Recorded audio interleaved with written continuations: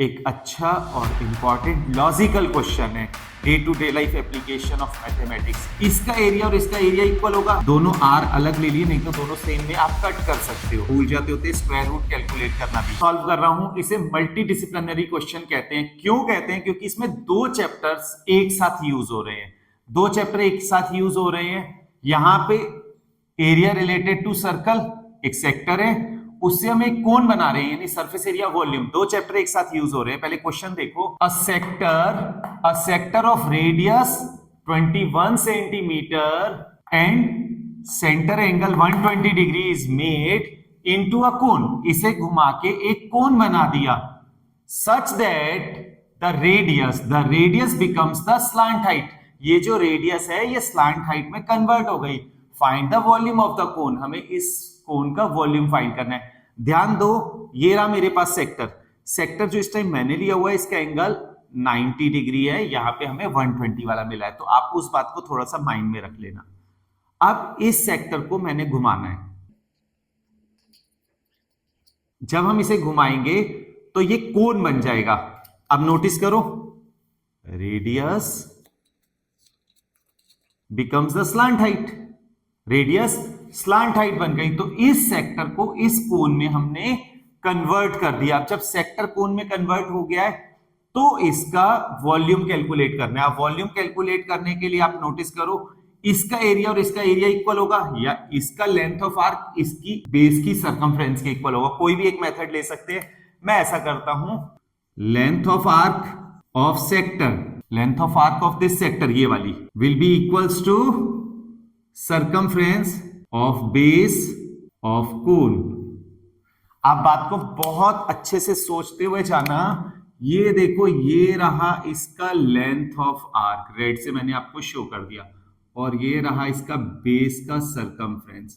क्योंकि जब मैं बना रहा था तो आप नोटिस करो, ये रहा लेंथ ऑफ आर्क, इसे जब आपने घुमाया तो यही तो बेस में कन्वर्ट हो रहा है, ये बेस में कन्वर्ट हो रहा है, तो circumference of base is equals to the length of arc, या area of the sector will be equal to curved surface area of cone. Pi r l is equals to pi are square theta upon 360। उससे भी हो सकता है और ऐसे भी हो सकता है, आपकी विश। अब लेंथ ऑफ आर्क के लिए क्या कंडीशन होती है? 2 pi r theta upon 360 will be equals to circumference of the circle of the base 2 pi r। दोनों r अलग ले लिए, नहीं तो दोनों सेम में आप कट कर सकते हो, ऐसा ना हो।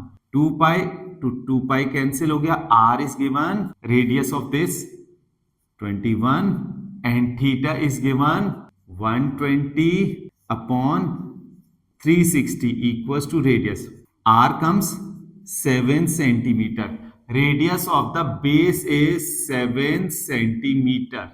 अब रेडियस भी मेरे पास आ गई है, स्लांट हाइट भी मेरे पास आ गई है। I need to calculate the volume, I need to calculate the volume. Volume of cone का फॉर्मूला क्या होता है? 1/3 pi are square H. R हमने कोन का स्मॉल आर लिया हुआ है, तो स्मॉल आर कर दो, ये हो जाएगा। अब मेरे पास h नहीं है, तो h I need to calculate. h calculate करने के लिए क्या होता है? L square is equals to H square plus R square.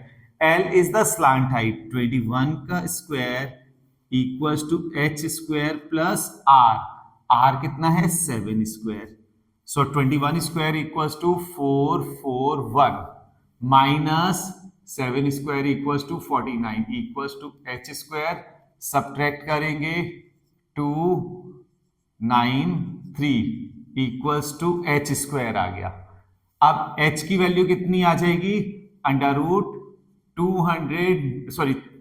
392। h equals to 392 आ गया। इसे सिंप्लीफाई करना पड़ेगा। स्क्वायर रूट कैसे कैलकुलेट करते हैं आपको याद दिला देता हूं, कई बार हम भूल जाते होते हैं स्क्वायर रूट कैलकुलेट करना भी। 392 पेयरिंग करनी होती है, इधर से चलोगे पेयरिंग में, और ये सिंगल बचा, 1 1 1 आ गया, 2, नेक्स्ट पेयर नोट करेंगे 92, 1 + 1 2।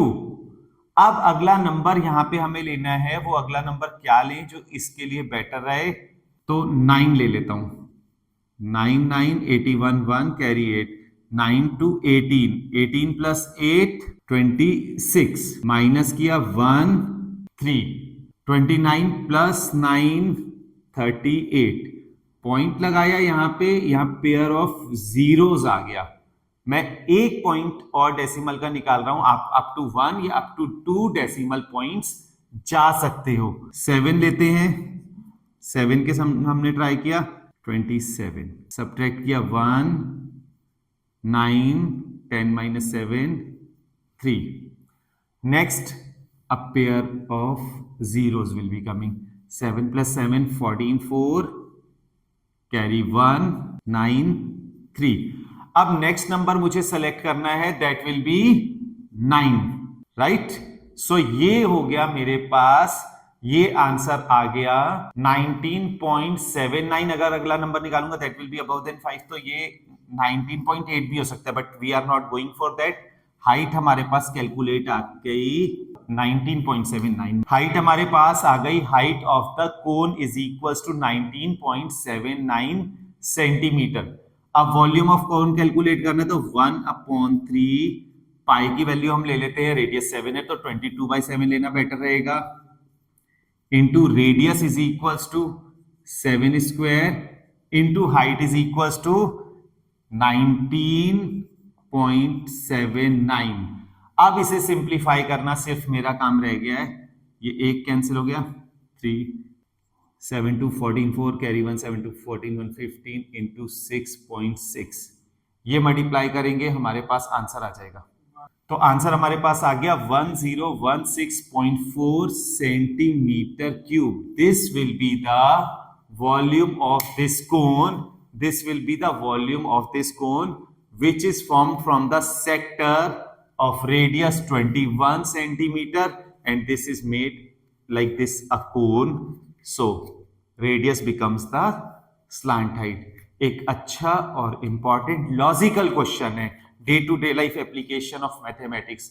तो होप आपको समझ में आ गया हो, प्रैक्टिस जरूरी करना इस क्वेश्चन की। Thank you.